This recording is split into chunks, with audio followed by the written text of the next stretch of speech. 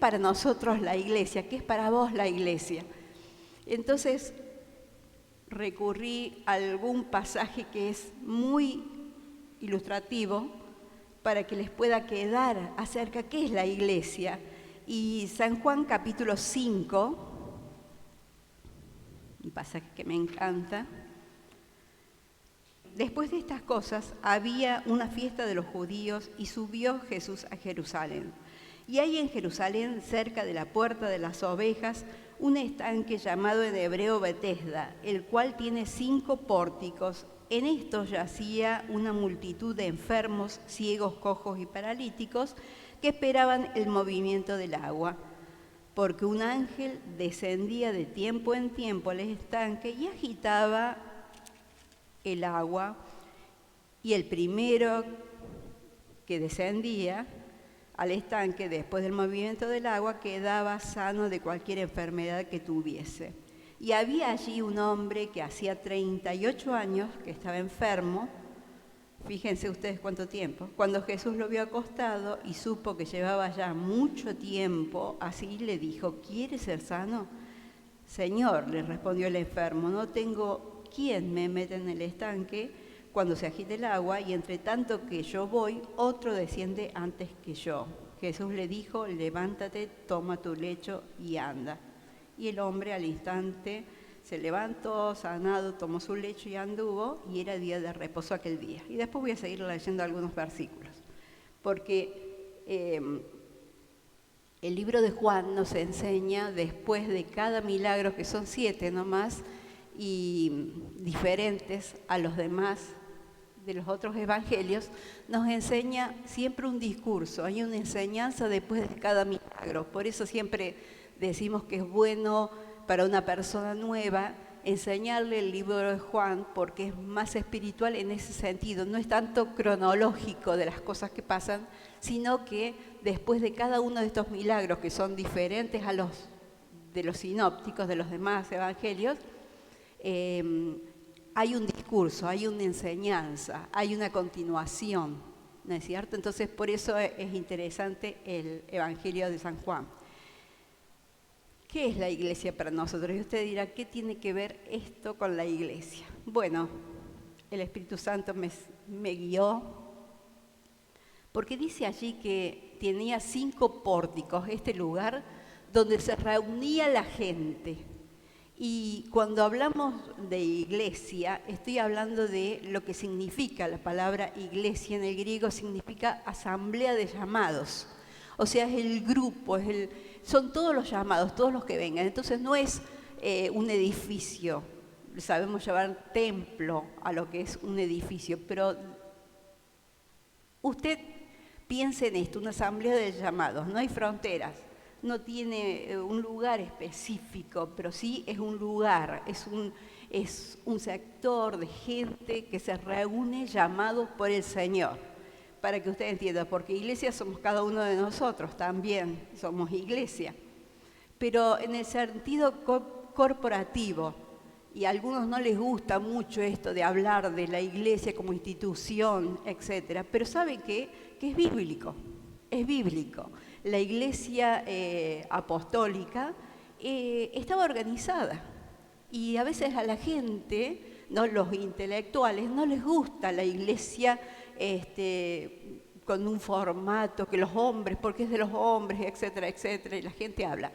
Sin duda, donde estemos, usted o yo, cualquiera, no va a ser perfecta porque somos imperfectos y somos seres humanos, pero en cuanto a la iglesia, la formación es diferente. Fíjese que desde que se pusieron juntos para orar allí ese día en el aposento alto, y que llegó el Espíritu Santo y etcétera, y después estuvieron todos puestos en pie junto a Pedro, ¿qué pasó?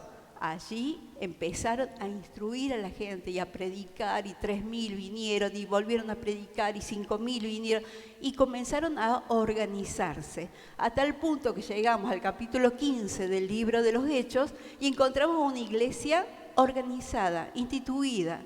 ¿Y a quién habían elegido? A Jacobo como el presidente, como el director de ese lugar, de esa institución. Entonces, creemos que no está bien, y etcétera. Pero ¿saben qué? Pedro, que siempre lo vemos medio, que se la manda solo, venía siempre que hacía algún recorrido, lo que fuese, venía y se reportaba a la iglesia en Jerusalén, a la iglesia institucional, por decir así, donde Jacobo era el que dirigía, era el presidente. Y Pablo lo mismo, siempre iban hacia la iglesia de Jerusalén. O sea que la iglesia, no piensen ustedes como un cuco hecho por los hombres, yo solamente me dirijo a Dios, yo solamente hago lo que Dios quiere. No, los solitarios Dios no los bendice. Aún Pedro, cuando estuvo la mandó solo, le fue mal, ¿verdad? Le fue muy mal. Entonces cuando se puso de pie con los otros, y como iglesia fue diferente. Entonces Dios estaba con él. O sea que tenemos mucha base bíblica para pensar en la iglesia, aún como institución, que es bíblico. Porque algunos, escuché de un pastor que contaba acerca de un hombre que fue y le dijo, quiero que me bautices, pero que me bautices en el nombre de Cristo y no en la iglesia, no de la iglesia. Entonces él lo comenzó a pensar, el pastor, y dijo, bueno, está bien, en el nombre de Cristo yo te bautizo, pero después empezó a pensar, es bíblico bautizarlo en el nombre o delante de toda la iglesia, porque es un testimonio delante de toda la iglesia, y la iglesia, porque él no quería nada institucional, no quería nada de los hombres. Pero ¿sabe qué? Este hombre le contestó, y es algo de lo que quiero hablar hoy, entonces vos sos, porque iba a las reuniones, sos un parásito, le dijo. Y dice, ¿qué quiere decir con esto? Sí, porque te nutrís de la iglesia, pero no querés ser parte de la iglesia, no querés ser uno más, uno eslabón de la iglesia que tiene que trabajar y servir para ayudar a otros. Solamente recibís de la iglesia y nada más. Eso hacen los parásitos, es decir, los que viven de otro. Ustedes saben que hay algunos pajaritos que viven arriba del lomo de algunos bueyes, ¿no es cierto? Se comen los parásitos que tienen estos animales y así. Algunos se alimentan de otros. Bueno, pero ¿qué es la iglesia para nosotros? Y encontramos 5 puertas acá. La iglesia es un lugar, en primer lugar, de misericordia. Y usted me dirá por qué. Porque dice que estaba abierta para todos. Abierta a todos, porque donde venían todos los enfermos, ¿verdad? Era un lugar allí en Betesda que había una pileta, un estanque, como usted quiera llamarle, donde iban todos. Pero ¿saben qué? Se había llenado de enfermos. Había, sin duda, árboles o algo para resguardarlos y se había llenado de enfermos. Y en este lugar, dicen la creencia, algunos dicen que es un mito, otros dicen que eran aguas salutíferas, termales, etc. Dice que de tanto en tanto, cuenta allí la historia, se movían estas aguas y el primero que llegaba, ellos tenían fe para eso, el primero que llegaba y se zambullía salía sano. ¿De qué? De cualquier enfermedad. Entonces, esto es lo que pasaba, esto es lo que reunía a la gente, que convocaba a toda esa gente. Así que la iglesia es un lugar de misericordia. ¿Para quién? Para todos. Allí estaban todos los enfermos. Y la iglesia hoy es para todos, ¿verdad? No hacemos discriminación, no, vos podés entrar, vos no, vos te vestís así, vos no, vos sos de clase social, vos sos de raza, no, es para todos, ¿verdad? Entonces esto nos habla de misericordia, porque es para todos. Y no importa la situación que traigas, Jesús dijo, venid a mí todos los que estáis trabajados, todos, cargados, y yo os haré descansar. San Mateo 11, 28. La iglesia es un lugar de fe y esperanza, donde se esperaba recibir, fíjense el versículo 3, dice allí, en estos días yacía una multitud de enfermos, ciegos, cojos, paralíticos, que esperaban el movimiento del agua. Eso lo estábamos explicando recién, ¿cierto? Y 5 pórticos que tenía el lugar. Así que usted piense,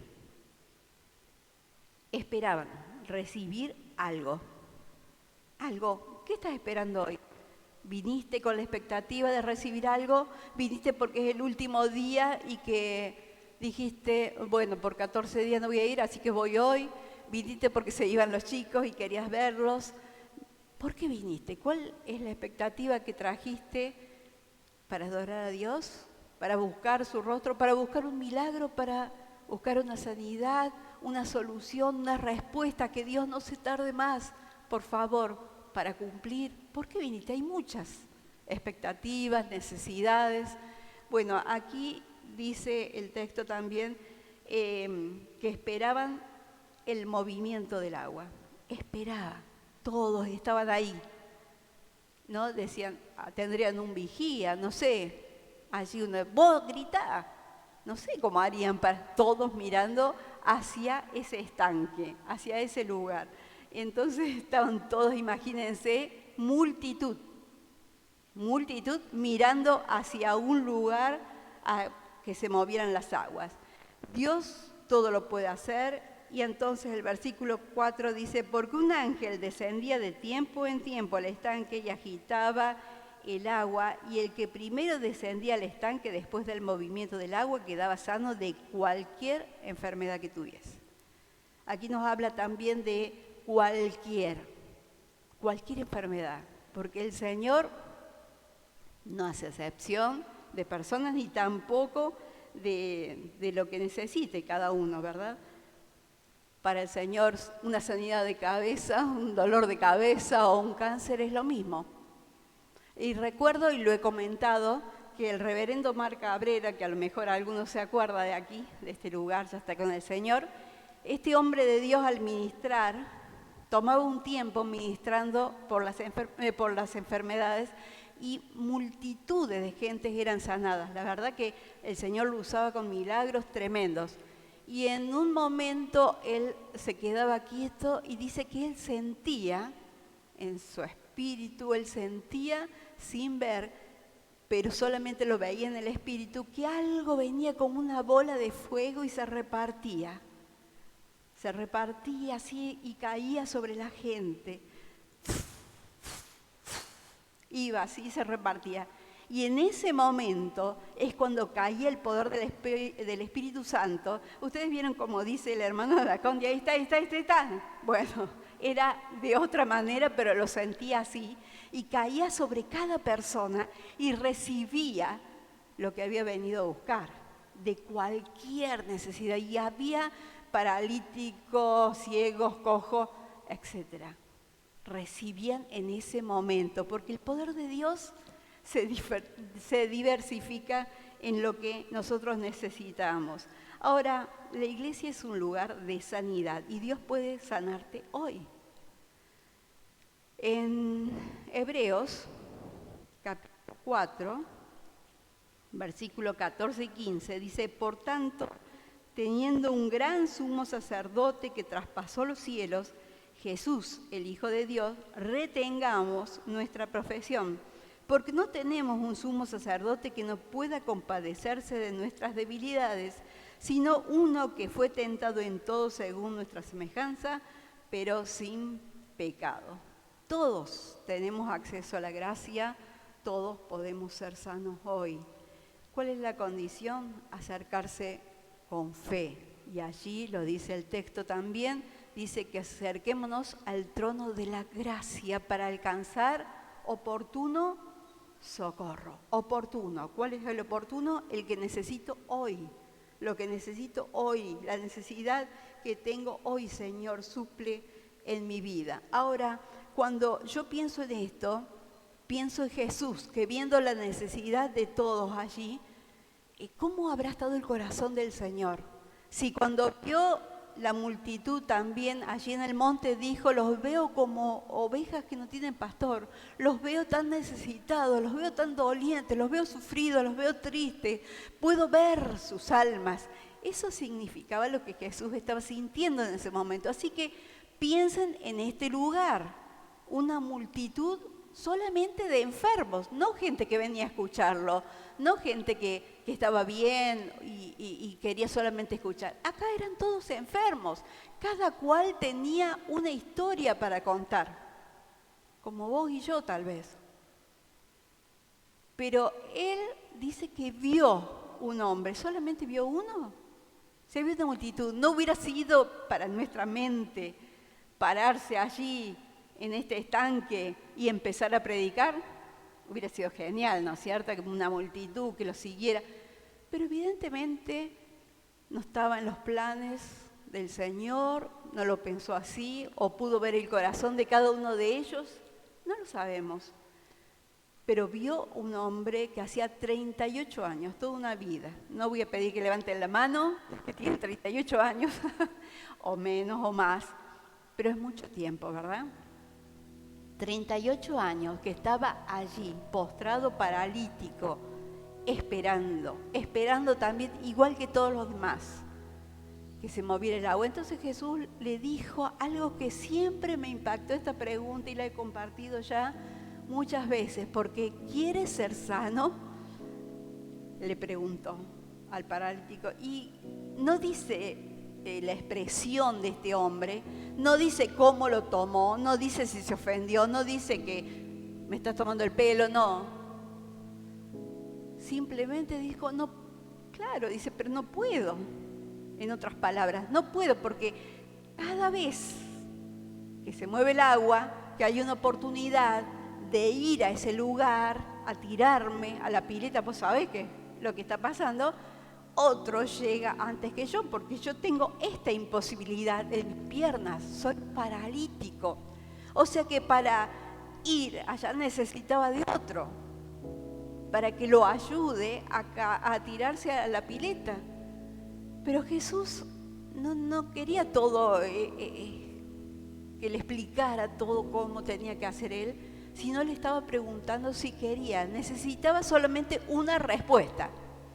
Entonces Jesús directamente le dijo, toma tu lecho, levántate y anda. Ahora, esa acción, toma tu lecho, levántate y anda, parece simple, pero es un proceso, ¿verdad?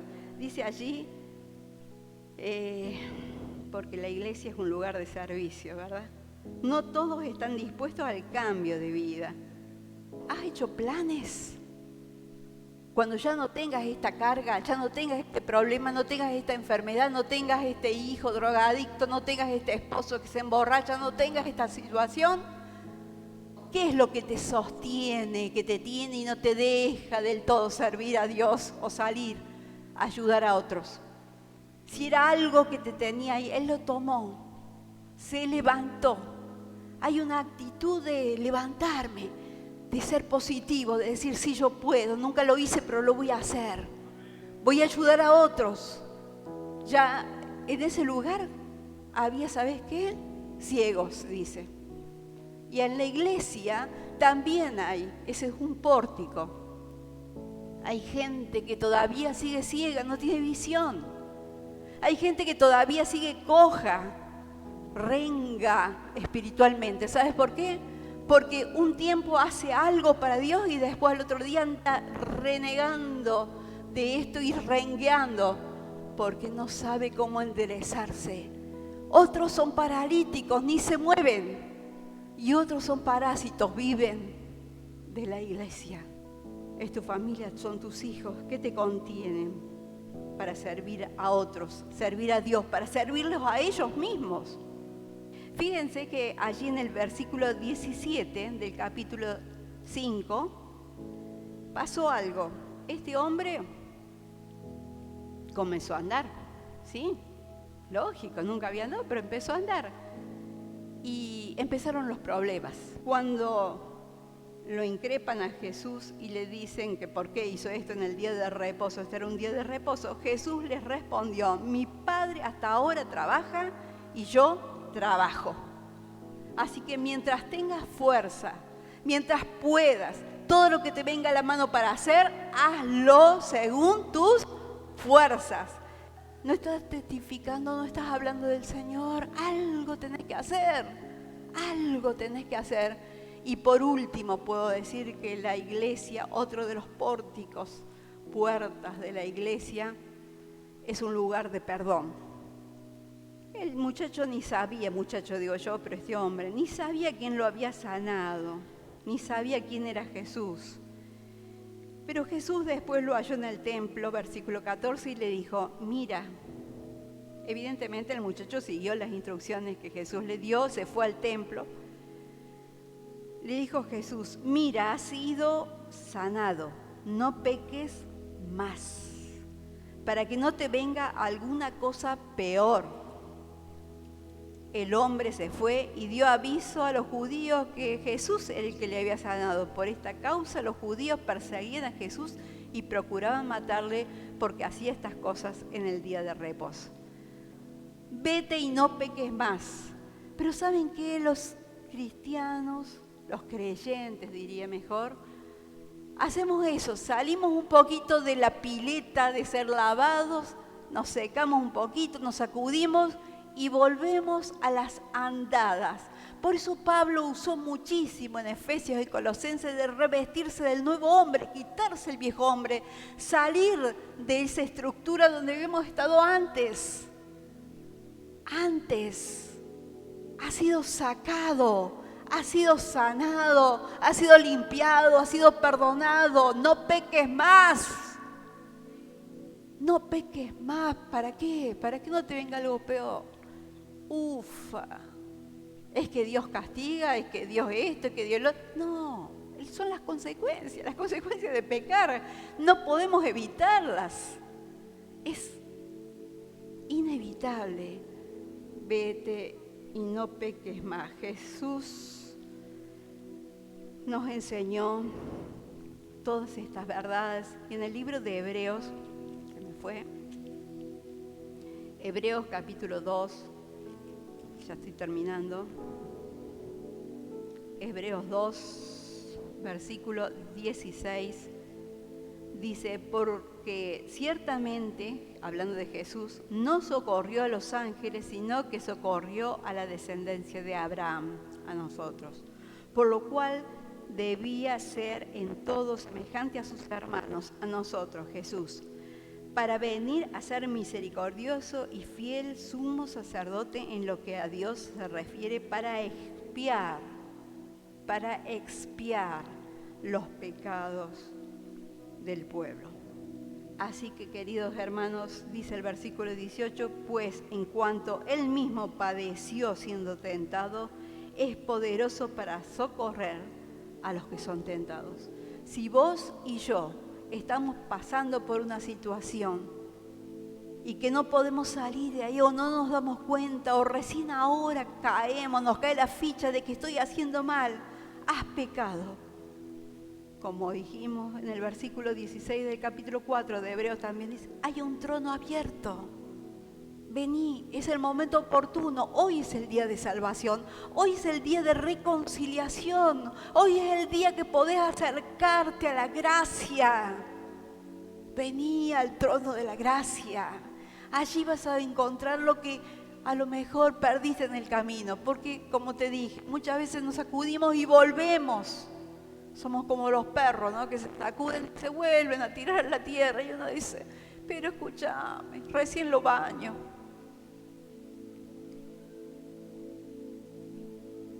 Recién lo baño.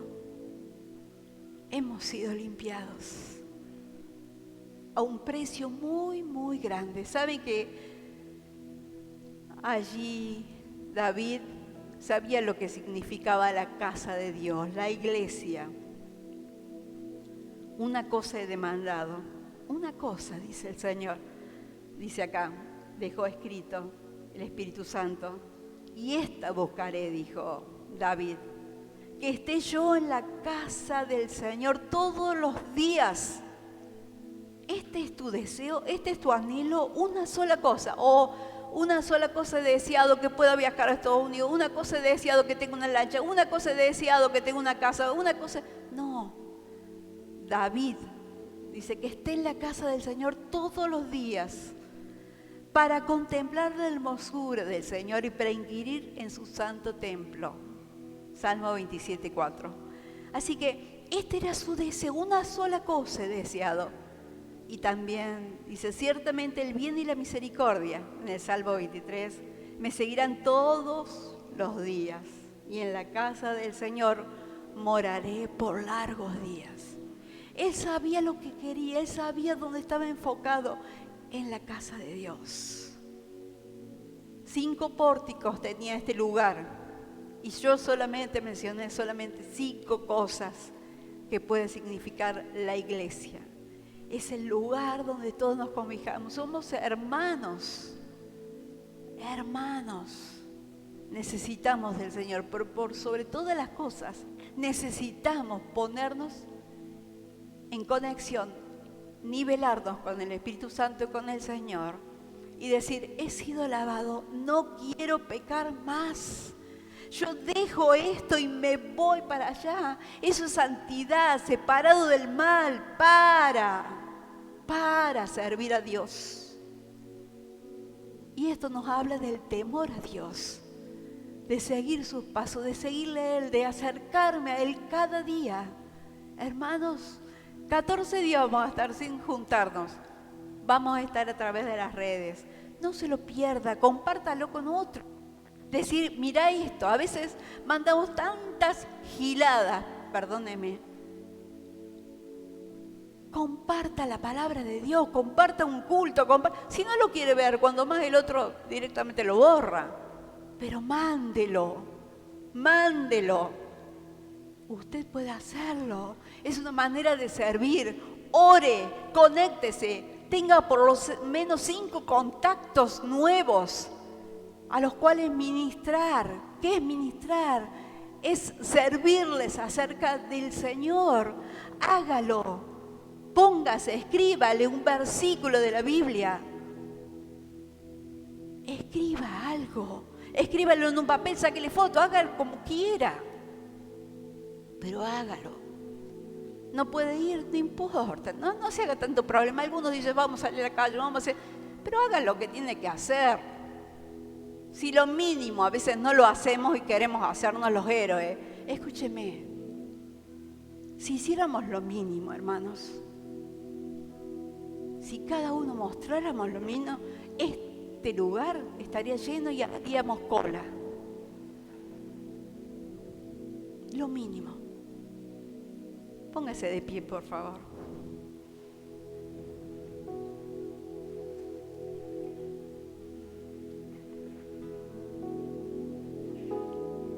Es la pasión que ponemos en todas las cosas. Cuando le dijo así al paralítico, ¿quieres? Tenía que poner de su voluntad. Si no ponemos voluntad, que es querer hacer algo para Dios, Dios no lo puede hacer. ¿Sabía usted?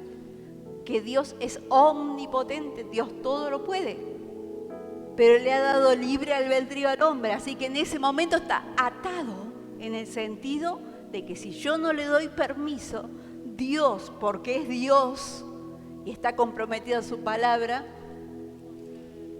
no lo puede hacer. Así que si de tu voluntad no surge el deseo, la pasión, el querer, no va a hacerse. No va a hacerse. Ni tu sanidad, ni la sanidad de otros. Porque vos sos el protagonista, vos sos la persona que Él quiere usar, acá o en Italia, donde sea. Sé sensible ahora, cierra tus ojos al Espíritu Santo. Y dile, sí, Señor, heme aquí, aquí estoy. 14 días, pero no van a ser 14 días para nada. 14 días de reposo, 14 días. Sí, usted supiera, no tengo ni para comer y no puedo salir a trabajar, pero clama a Dios. Dios no ha dejado a nadie desamparado, ni su descendencia que mendigue pan. Dios es fiel y no es hombre para mentir, ni hijo de hombre que se arrepiente de lo que Él ha dicho. Créale a Dios, crea, y crea aún en momentos de dificultad, difíciles, muy difíciles. Cuando dice el salmista, creí por lo cuanto hablé, está hablando de creer en momentos de dificultad, en momentos muy difíciles, dice el salmista. Pero hablamos de lo que creemos, no de lo que me pasa. Hablamos de lo que creo en Cristo. Yo sé en quién he creído. Y no lo que tengo a mi alrededor, sino los sucesos, sino lo que creo. Amén. Lo que creo, confiesa lo que creas. Decirle, creo en ti, Señor, creo en ti, Señor, creo en ti, Jesús.